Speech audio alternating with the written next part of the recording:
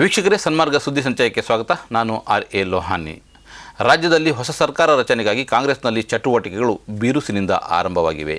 ಶಾಸಕಾಂಗ ಪಕ್ಷದ ನೂತನ ನಾಯಕನನ್ನು ಆಯ್ಕೆ ಮಾಡಲು ಶನಿವಾರ ಸಂಜೆ 4 ಗಂಟೆಗೆ ಕಾಂಗ್ರೆಸ್ ಶಾಸಕಾಂಗ ಪಕ್ಷದ ಸಭೆ ಕರೆಯಲಾಗಿದೆ. ಇದರ ಮಧ್ಯ ಸಿದ್ದರಾಮಯ್ಯ ದೆಹಲಿಗೆ ಹೋಗಿರುವುದು ಕೂಡ ಚರ್ಚೆಯಲ್ಲಿದೆ. ಸಿದ್ದರಾಮಯ್ಯರ ರಾಜೀನಾಮೆ ಅಂಗೀಕಾರದ ಬೆನ್ನಲ್ಲೇ ಹಾಲಿ ಸಚಿವ ಸಂಪುಟವನ್ನು ವಿಸರ್ಜನೆಗೊಳಿಸಿ ರಾಜಭವನ ಆದೇಶ ಹೊರಡಿಸಿದೆ. ಕಾಂಗ್ರೆಸ್ ಶಾಸಕಾಂಗ ಪಕ್ಷದ ಸಭೆ ಕರೆದಿದೆ. ಸಭೆಯು ವಿಧಾನಸೌಧದ 3ನೇ ಮಹಡಿಯ ಸಮ್ಮೇಳನ ಸಭಾಂಗಣದಲ್ಲಿ ಹಾಲಿ ಶಾಸಕಾಂಗ ಪಕ್ಷದ ನಾಯಕ ಸಿದ್ದರಾಮಯ್ಯರ ನೇತೃತ್ವದಲ್ಲಿ ನಡೆಯಲಿದೆ. ಸಭೆಯಲ್ಲಿ ನಿಯೋಜಿತ ಮುಖ್ಯಮಂತ್ರಿ ಡಿಕೆ ಶಿವಕುಮಾರ್, ರಾಜ್ಯ ಕಾಂಗ್ರೆಸ್ ಉಸ್ತುವಾರಿ ರಣದೀಪ್ ಸಿಂಗ್ ಸುರ್ಜೇವಾಲಾ ಇರಲಿದ್ದಾರೆ. ಸಭೆಗೆ ಪಕ್ಷದ ಎಲ್ಲ ಶಾಸಕರು ಕಡ್ಡಾಯವಾಗಿ ಭಾಗವಹಿಸುವಂತೆ ಹೈಕಮಾಂಡ್ ಕಟ್ಟುನಿಟ್ಟಿನ ಸೂಚನೆ ನೀಡಿದೆ. ಈಗಾಗಲೇ ಎಲ್ಲ ಶಾಸಕರಿಗೂ ಅಧಿಕೃತ ಸಂದೇಶ ರವಾನಿಸಲಾಗಿದೆ ಎಂದು ಶಾಸಕಾಂಗ ಪಕ್ಷದ ಕಾರ್ಯದರ್ಶಿ ಹಿರಿಯ ಶಾಸಕ ಅಲ್ಲಮಪ್ರಭು ಮಾಹಿತಿ ನೀಡಿದ್ದಾರೆ. ನೂತನ ಮುಖ್ಯಮಂತ್ರಿಯಾಗಿ ಡಿಕೆ ಶಿವಕುಮಾರ್ ಪಟ್ಟಾಭಿಷೇಕಕ್ಕೆ ತೆರೆಮರೆಯಲ್ಲಿ ಸಕಲ ಸಿದ್ಧತೆಗಳು ನಡೆಯುತ್ತಿವೆ. ನಾಳಿನ ಸಭೆಯಲ್ಲಿ ಶಿವಕುಮಾರ್ರನ್ನ ಶಾಸಕಾಂಗ ಪಕ್ಷದ ನಾಯಕನನ್ನಾಗಿ ಆಯ್ಕೆ ಮಾಡುವುದು ಬಹುತೇಕ ಖಚಿತವಾಗಿದೆ. ಈ ಮಧ್ಯೆ ಹಂಗಾಮಿ ಸಿಎಂ ಸಿದ್ದರಾಮಯ್ಯ ದೆಹಲಿಗೆ ಪ್ರಯಾಣ ಬೆಳೆಸಿದ್ದಾರೆ. ತಮಗೆ ಮುಖ್ಯಮಂತ್ರಿಯಾಗಲು ಅವಕಾಶ ಮಾಡಿಕೊಟ್ಟಿದ್ದಕ್ಕಾಗಿ ರಾಹುಲ್ ಗಾಂಧಿ ಹಾಗೂ ಮಲ್ಲಿಕಾರ್ಜುನ ಖರ್ಗೆ ಅವರನ್ನ ಭೇಟಿ ಮಾಡಿ ಸಿದ್ದರಾಮಯ್ಯ ಕೃತಜ್ಞತೆ ಸಲ್ಲಿಸಿದ್ದಾರೆ.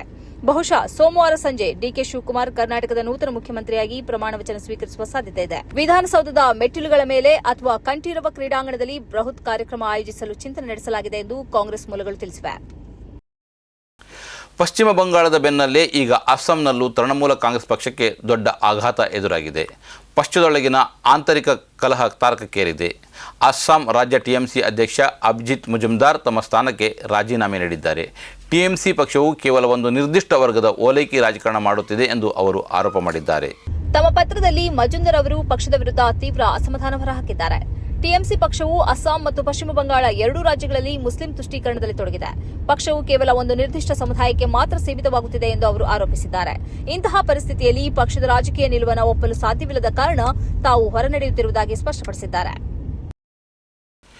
ಪಿಣರಾಯಿ ವಿಜಯನ್ ವಿರುದ್ಧ ಇಡಿ ದಾಳಿಯ ಕುರಿತು ಕೊನೆಗೂ ಮುಖ್ಯಮಂತ್ರಿ ವಿ.ಡಿ. ಸತೀಶನ್ ತಮ್ಮ ಮೌನ ಮುರಿದಿದ್ದಾರೆ. ಈ ದಾಳಿಗೂ ರಾಜ್ಯ ಸರ್ಕಾರಕ್ಕೂ ಯಾವುದೇ ಸಂಬಂಧ ಇಲ್ಲ ಅಂತ ಅವರು ಸ್ಪಷ್ಟನೆ ನೀಡಿದ್ದಾರೆ. ಮಾಧ್ಯಮಗಳೊಂದಿಗೆ ಮಾತನಾಡಿದ ಸಿಎಂ, ಯಾವಾಗ ಪ್ರತಿಕ್ರಿಯಿಸಬೇಕು ಎಂಬುದನ್ನು ನಾನೇ ನಿರ್ಧರಿಸುತ್ತೇನೆ. ಯಾವುದೇ ವಿಷಯವನ್ನು ಸಂಪೂರ್ಣವಾಗಿ ಅಧ್ಯಯನ ಮಾಡದೆ ತರಾತುರಿಯಲ್ಲಿ ಮಾತನಾಡಲು ಸಾಧ್ಯವಿಲ್ಲ ಎಂದಿದ್ದಾರೆ.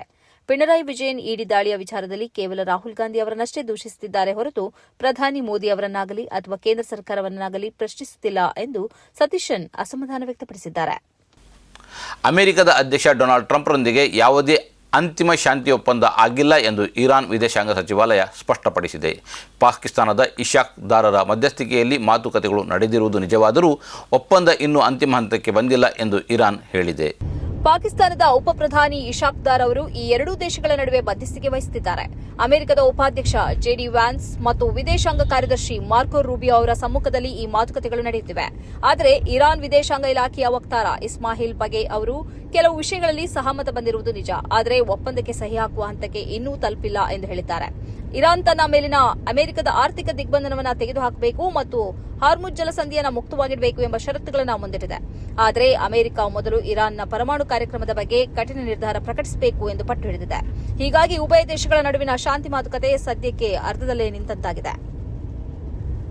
ಗಾಜಾ ಪಟ್ಟಿಯ 70% ಪ್ರದೇಶದ ಮೇಲೆ ಸಂಪೂರ್ಣ ನಿಯಂತ್ರಣ ಸಾಧಿಸುವಂತೆ ಇಸ್ರೇಲ್ ಪ್ರಧಾನಿ ಬೆಂಜಮಿನ್ ನೆತನ್ಯಾಹು ತಮ್ಮ ಸೇನೆಗೆ ಮಹತ್ವದ ಆದೇಶ ನೀಡಿದ್ದಾರೆ. ಕಳೆದ ಅಕ್ಟೋಬರ್ನಲ್ಲಿ ಜಾರಿಗೆ ಬಂದಿದ್ದ ತಾತ್ಕಾಲಿಕ ಕದನ ವಿರಾಮದ ಒಪ್ಪಂದ ಚಾಲ್ತಿಯಲ್ಲಿರುವಾಗಲೇ ಈ ಪ್ರಕಟಣೆ ಹೊರಬಿದ್ದಿದ್ದು ವಿಶ್ವದಾದ್ಯಂತ ಮತ್ತೊಮ್ಮೆ ಆತಂಕ ಆವರಿಸಿದೆ.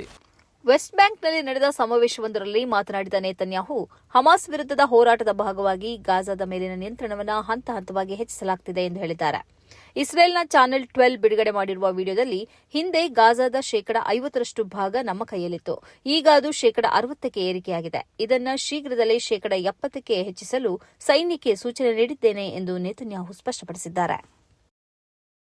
ಇದು ಇವತ್ತಿನ ಸುದ್ದಿ ಸಂಚಯ. ನಿರಂತರ ನೋಡ್ತಾ ಇರಿ ಸನ್ಮಾರ್ಗ ನ್ಯೂಸ್. ಸುದ್ದಿಗಳ ಸಂತೆಯಲ್ಲಿ ಸತ್ಯದ ಮೊಂಬತ್ತಿ.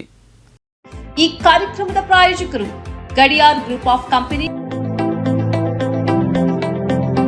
Gadiar Group of Companies, synonymous with excellence and innovation, stands as your dynamic partner for progress. Gadiar Group ensures safety as guardians in firefighting and builds vibrant communities in real estate. Building tomorrow, today.